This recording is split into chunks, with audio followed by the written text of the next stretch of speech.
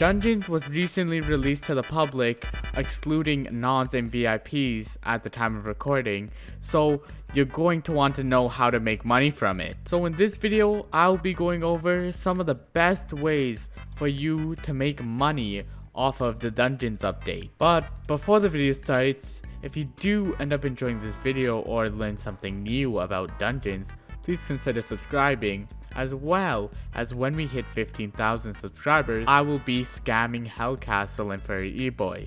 So make sure you stay tuned for that and subscribe. And back to the video. So the way this money making method works is through grinding floor 1 of the dungeons. Floor 1 is the home to the boss known as Bonzo, and this boss drops 2 key items that are worth a lot of coins. The main item you'll be going for is the Bonzo staff. This item was extremely good in the alpha network, but after being brought into the public, it was nerfed considerably, but is still worth over 10 million coins. I think you can see where this is going. The basic idea is that you do a crap ton of runs of floor 1 until you get the Bonzo's mask or the Bonzo's staff. The good thing about this is that it costs almost nothing, because you only have to open the chest with said item once you actually find it, which will only cost you 50k.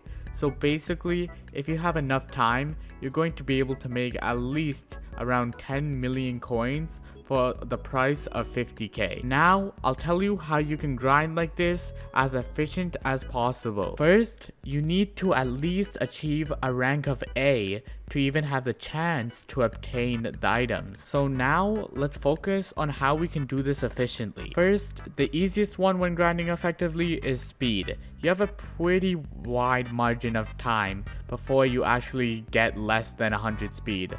So for most players, they will be easily hitting 100 speed. Then the two main ones are skill and explore. So between skill and exploration, the easiest one to get higher in this way of grinding is mainly skill. The way that skill is measured is through how well you can play the dungeon. So if you can effectively go and kill many of the mobs and also use very little revive stones and die less and everything in that sort, you will get a high skill. If that is not the case, your skill will lower. An easy way to keep up your skill is by not killing any of the fairies that give the revive stone. On the other hand, explore is really not worth trying to get up high.